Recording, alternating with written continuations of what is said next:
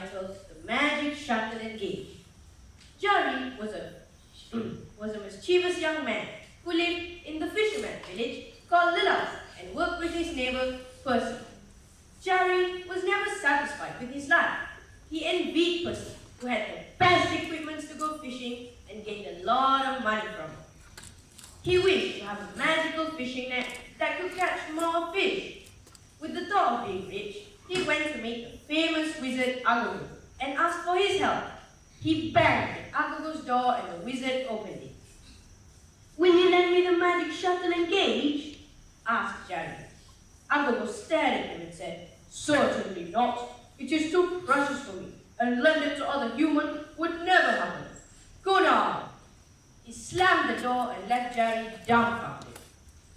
He frowned hard and determined to get the magic shuttle and gauge.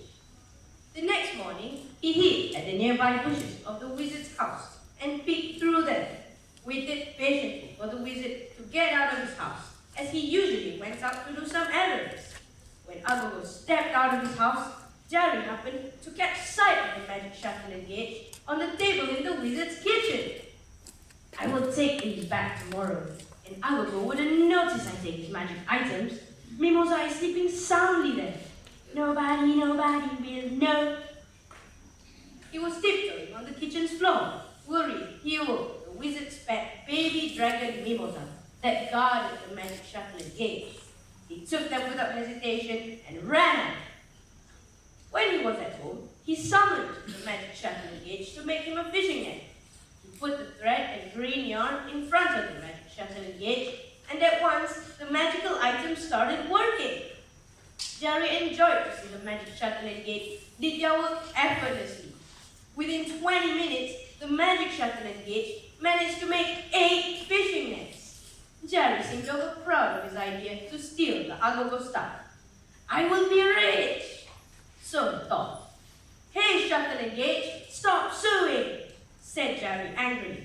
The magic shuttle and gauge did not stop and took the thread on his old rod and continued making the fishing net. "Hey, stop! Please stop!" Jerry tried to stop the magic shuttle from sewing, but it popped him hard on his head. He hauled in vain. Everything was in vain. They won't stop. The cloth, the rug, the tablecloth, and curtains in his house all turned into fishing nets. Jerry was upset and stepped on the fishing net, tried to stop the shuttle and gauge once and for all. Suddenly, he found himself sewn tightly into the fishing net too. The magic shuttle and gauge sewed it carefully all the way round his body. Then they jumped out of the window, leaving Jerry struggle and wiggle to free himself. He shouted and cried for help. Luckily, Mimosa, the wizard's pet, heard him. "Why did you steal the wizard's magic items? Are you not fear of him?" asked Mimosa. "I'm sorry. I will not steal or borrow without permission anymore. Please let me free from this net. It's hurting me," begged Jerry. Mimosa freed Jerry from the net and brought him to the wizard's house. When they reached the wizard's house, Jerry claimed profusely that Mimosa was the one who stole the magic shuttle and gauge from the wizard. Jerry told Agogo that Mimosa had a wicked plan with Percy to make a fishing net prison for the wizard. Agogo was laughing to hear Jerry's interesting tales. "Ha ha ha ha ha ha ha ha ha. How dare you lie to me, Jerry? I saw you took the magic shuttle and gauge.